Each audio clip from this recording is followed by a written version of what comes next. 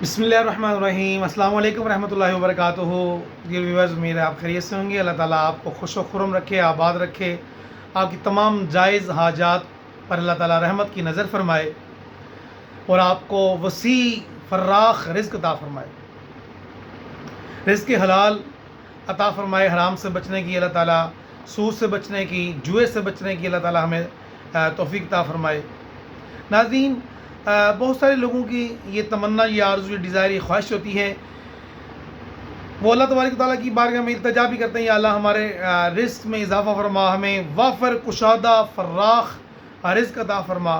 اور بہت سے لوگوں کی یہ خواہش ہوتی ہے کہ ان کی روزی میں برکت ہو جائے، جو آمدنی میں بڑھوتری ہو جائے اور پیسے کی ریل بیل ہو۔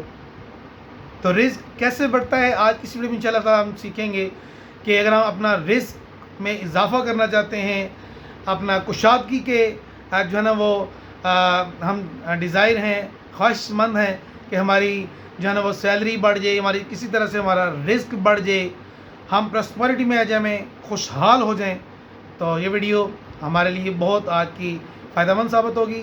اس میں نبی کریم صلی اللہ علیہ وسلم کے پاس ایک اعرابی حاضر ہوئے، اس نے عرض کی، یا رسول اللہ صلی اللہ علیہ وسلم، جو ہے نا میرے رزق کی فراوانی چاہتا ہوں، رزق وافر ہو جائے، کھلا ڈلا رزق ہو جائے۔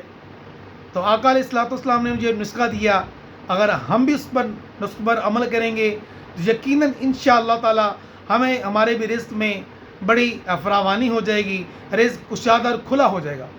تو یہ ایک طرح سے سنت بھی ہے، آقا علیہ الصلوۃ والسلام اکثر جو ہے نا سنت پر عمل کرتے تھے، اس پر عمل پیرا تھے کہ وہ عمل کیا ہے، وہ نسخہ کیا ہے۔ وہ نسخہ یہ ہے کہ ہمیں ہر وقت باوضو رہنا چاہیے۔ جب وضو ٹوٹے، اول تو ہمیں زیادہ ایسی چیزیں کھانی نہیں چاہیے جس سے جو ہے نا وہ وضو فاسد ہو جائے، وضو ٹوٹ جائے۔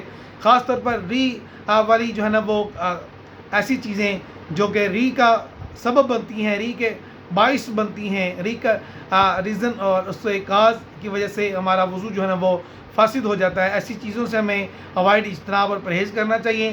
ہمیں ایسی چیز کھانی چاہیے جو کہ سنت ہوں اور جس سے ہمارے پیٹ کے اندر گیس ٹربل نہ ہو، گیس کا معاملات نہ بنے اور ہمارا وضو بھی برقرار رہے۔ حضرت شیخ عبد القادر جیلانی، پیران پیر سید زادے، آپ جو ہے نا وہ عشاء کے وضو سے فجر کی نماز ادا فرماتے تھے۔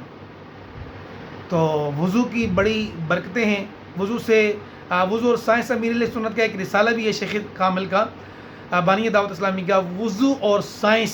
وضو کے بے شمار دینی اور دنیاوی فوائد بھی ہیں، گناہ بھی اس سے جھڑتے ہیں اور بیماریاں بھی اس سے جھڑتی ہیں، اور جتنا باوضو رہیں گے انشاءاللہ بیماریوں سے بھی حفاظت ہوگی اور کرونا وائرس سے بھی حفاظت ہوگی۔ اور درست طریقے سے ہمیں کرنا آج سنت کے مطابق وضو، تو انشاءاللہ بے شمار بیماریاں اور گناہ ہمارے سے جھڑ جائیں گے، دور ہو جائیں گے۔